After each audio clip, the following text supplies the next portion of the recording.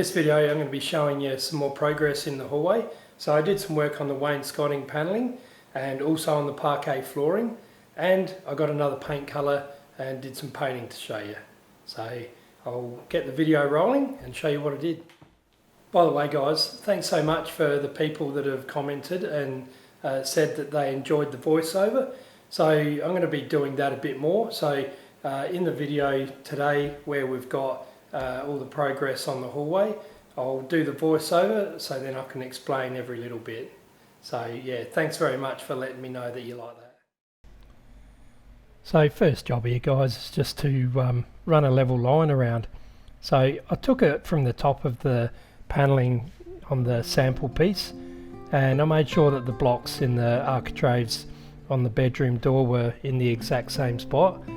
So just running the level around, and then I've got a nice edge to start from, and I can start putting that top railing in, know that I'm not going to run out. So I'm just using some stud adhesive here. So the stud adhesive is designed to work with the paper onto timber, so I figure that's perfect for what I'm doing here. So I've cut all the pieces to length, and I've actually biscuited these. So I started off here using biscuits, but I ran into a problem with the biscuits and realised that when I get to the end I'm not going to be able to put it in. So I thought, well, that's going to be a pain on the last one, but because the wall's nice and flat, I'm able to just nail these pieces straight on. So I'm just trying to keep the cornice adhesive well in from the edges, and I'm just pushing it in nice and hard and throwing a few nails in there. So the nails they're not really holding it in, they're more just stopping it from sliding down. So I found it to work quite well, even though there was no timber behind there. So yeah, I just once I figured out that that was okay, I just continued on with it. So this piece on the end here, this little nib, I've cut the cut the uprights down to half the size, because if I left them any bigger, it would have been way too small, the panel size. So I cut them down, and I think that looks fine. So just continuing with the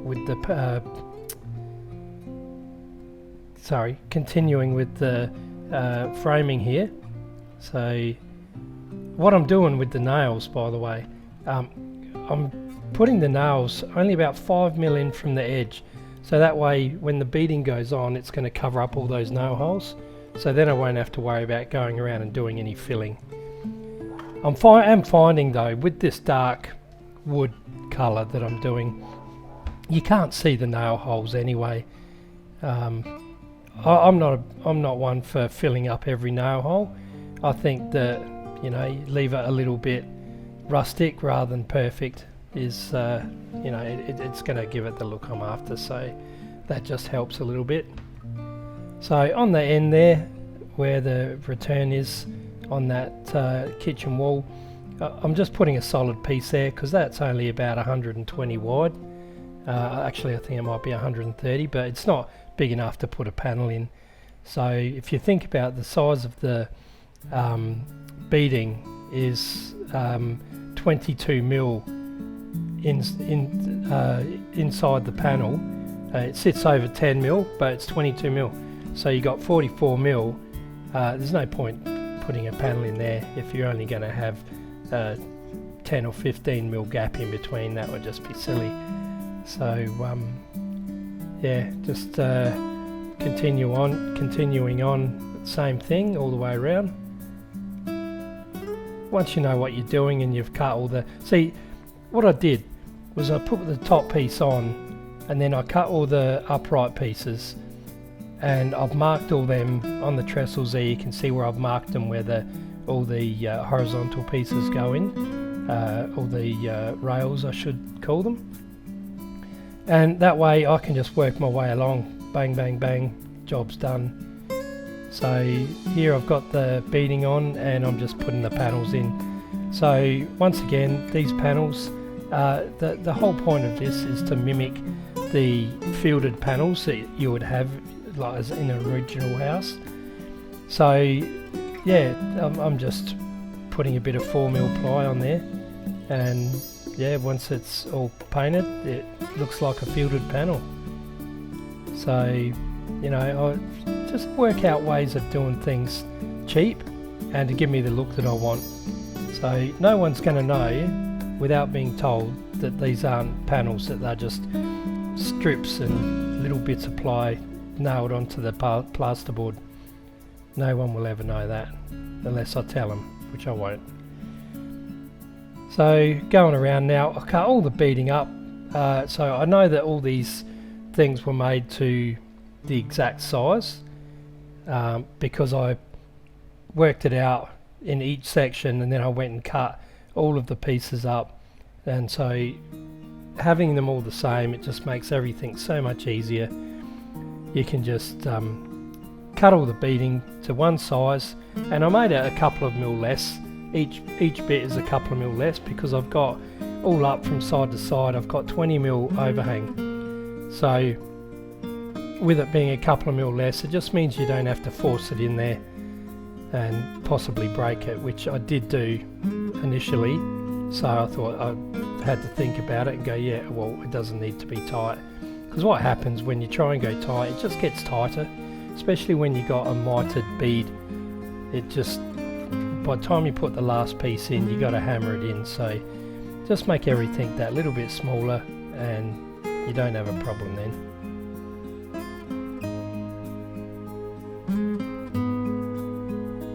I mean, for a quick job, it still takes a bit of time. Everything takes time. Nothing is done in 5 seconds, but you know, I mean, you look at the look that I got relatively quickly.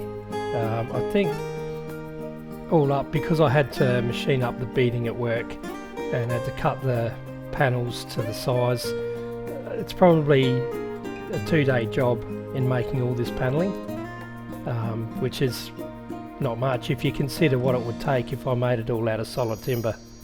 So just running the sealer. Now this sealer is it's an acrylic undercoat for walls, and it's a 3-in-1. So I couldn't tell you offhand what the 3-in-1 is, but it's not just your straight undercoat. It's a sealer, and it's a this and it's a that. It's got a bit more build to it. So because I made the beading out of MDF, it is quite porous, but I found that this sealer really fills up the pores, and I only need to give it 1 coat, so that's quite handy.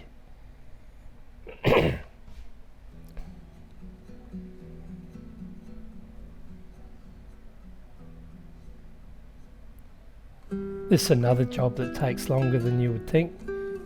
You got to cut each piece, and you got to make sure you don't get drips, because it's so easy to get drips when you're painting beadings with lots of edges. So you got to put it on, and then you got to smooth it off, make sure you got no drips. But look at the panels. When you look down with the light at that angle, they just look like fielded panels. So you know, it's amazing what you can do with MDF. You know, if you told someone who had a historic house, oh, we're going to make the paneling out of MDF and it's going to be wood grain, they would go, nah, don't want a bar of it. But I want to show everyone that there's other ways to do things and cheap. You know, probably the dearest thing is the paint. So Julie's jumped in and helped me paint this. So we had a bit of a race here, see who could win. And it was fun. We had a bit of a laugh and just sat on our pots. I did get told though I had to change pots because one of them had dust all over it, and she didn't want dust on her bum. So yeah, we always have fun working together, have a beer as you can see, and have a chat and work. It's killing 3 birds with 1 stone, you could say. Get the job done, have a beer and a relax, and spend time together. Quality time together. So this colour here, when you're putting it on, it's quite red, but once that dries it actually goes a bit more brown, and it just gives me that little bit of red that I want. So it looks, you know, it's kind of like a shellac finish. One thing I wanted to mention, someone said in the comments about it's too glossy based on the door and the architraves on the bedroom. Well, yes, it is too glossy, I agree, but the gloss is just in the lacquer with the stain in it that I use for the wood graining. So after I've done that, I then need to go over the whole thing with a matte polyurethane. So, and that gives it just a nice little bit of shine, but not too much. So obviously I still have to finish the door, but because I had to do this wainscoting, I was like, well, I'll get the panelling all done, and then I'll come back, finish the door and do all the panelling all in one hit. I don't want to mess up brushes, because when you're using an oil-based paint, the brushes are hard to get really clean. So I end up, because I'm my own worst enemy, I put the brushes in the terps and then I kind of leave them and they end up going hard. But I don't buy the real expensive brushes for that. So onto the flooring now.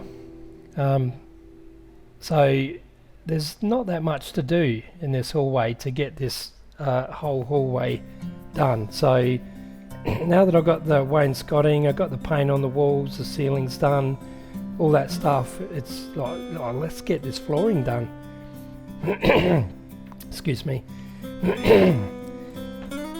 So I left an 8mm gap there, so that just slid under there beautifully.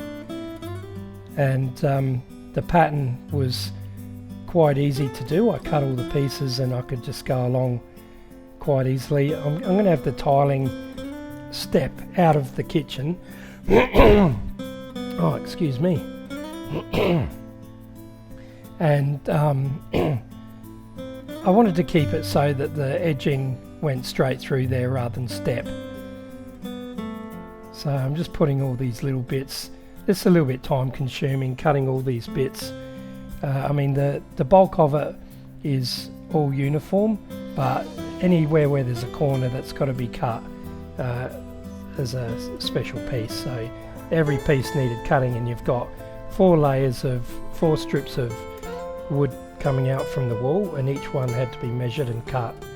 So that is a bit time consuming, but it's quite easy when the way I set up the drop saw is I mark the short edge and then I put it on the saw and I sight it down through the blade and cut it in one hit. I don't have to like you normally do when you're cutting something this size on a drop saw. You got to go take a few bites and you go, yeah, I'm on the line, and then you cut through.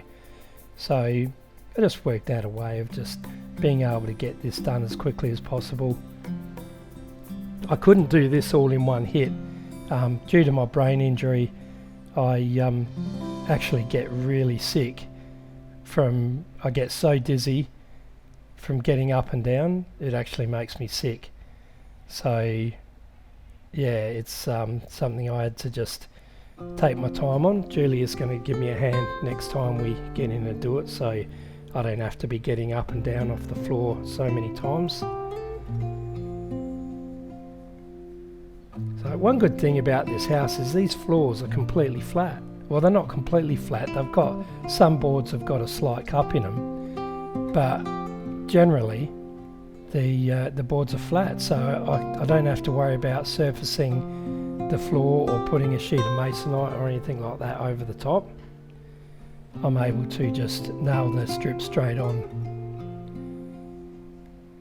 I am leaving some small gaps here and there to give it some expansion room. So, and these nails, it is able to slip a little bit. I'm putting 6 nails now I worked out is best into each board, and yeah, it holds them down nice and tight, and it's still able to have a little bit of movement. And once I filled in those little strips, on the fronts of those nibs and around the corner. I mean, look at the difference it makes. I mean, you can't even really see that I've messed up the sizing slightly. So it's yeah, it really is satisfying. And then, you know, all these 4 pieces, 1, 2, 3, yeah, 4 pieces across there, they're all the same size. So all I need to do is just go back every now and then and cut some more of the side bits, and just go through and put them all on. And then just every now and then I just check for square, just probably every 10 planks. I just put the square in there, and if I need to just adjust it slightly, I'll do that. And the small gaps that you get aren't going to be a problem, because I'll run over this with like a slurry of putty and sweep it into all the gaps and all the nail holes. And I'm going to stain this a walnut colour. It's not a brown walnut. Alright guys, so I've got another unexpected surprise for you. So I've just been down to Bunnings and had a look at the colours, and I'm going to paint the ceiling, the flat piece of the ceiling, a slightly darker colour. I can't remember who suggested that. I apologise, whoever it was. But I like the idea, so I'm going to try it. If I don't like it, I can always go back to just the Whisper White. So what we've got, this is the colour we've got, Whisper White, and then this colour is called Hog Bristle. So that's the colours. So this will be the flat, and this will be all the plastered mouldings, so, or the plaster work. So that's going to make that, all those plaster things pop. They will really pop with that being darker. So it looks nice against the green. I'm not sure, it doesn't really matter. I'll get in and do it, and we'll have a look at it. So yeah, let me know in the comments, good or bad. I'm pretty pumped about it. I think it's going to look good. The other thing I'm going to do, I thought I might use this as the wall and ceiling colour in the kitchen here. So I've been looking for a beige sort of colour, and I think this might look good. So I've got enough, I can paint this wall, and we can sit back and see if we like it. So, but for now, I'm just going to get in and paint the ceiling, and yeah, you can have a look and tell me what you think. So painting this ceiling with this hog bristle colour. Look at the contrast. It's beautiful contrast. It's the hog bristle looks nice against the green. I could have painted the whole ceiling hog bristle. Then of course I would have had to have come back with a darker colour again, but that hog bristle does look nice against the green, and especially it looks nice when you have all the plaster work in the what's the white colour? The Whisper White, that's what it is. So yeah, just on this piece here, there's no point rolling that tiny little spot, so just hit it with the brush, and I end up coming back and giving it a second coat. It didn't cover perfectly for some reason, but yeah. So just cutting in the kitchen, I thought, oh, I'm going to paint this on the kitchen wall. That's going to tidy this up really nicely just for the moment. But what I figured out, and you'll see very soon, the colour is almost the exact same colour as what's already in the kitchen. So yeah, that was just to tidy it all up.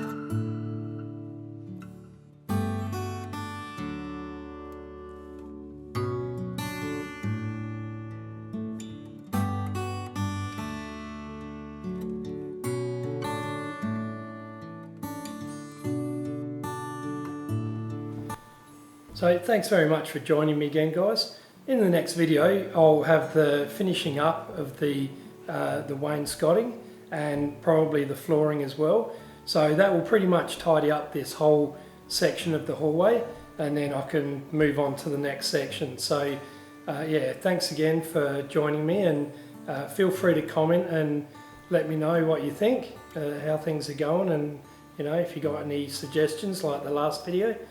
And yeah, until then, you take care, stay safe, and I'll see you in the next video. Cheers.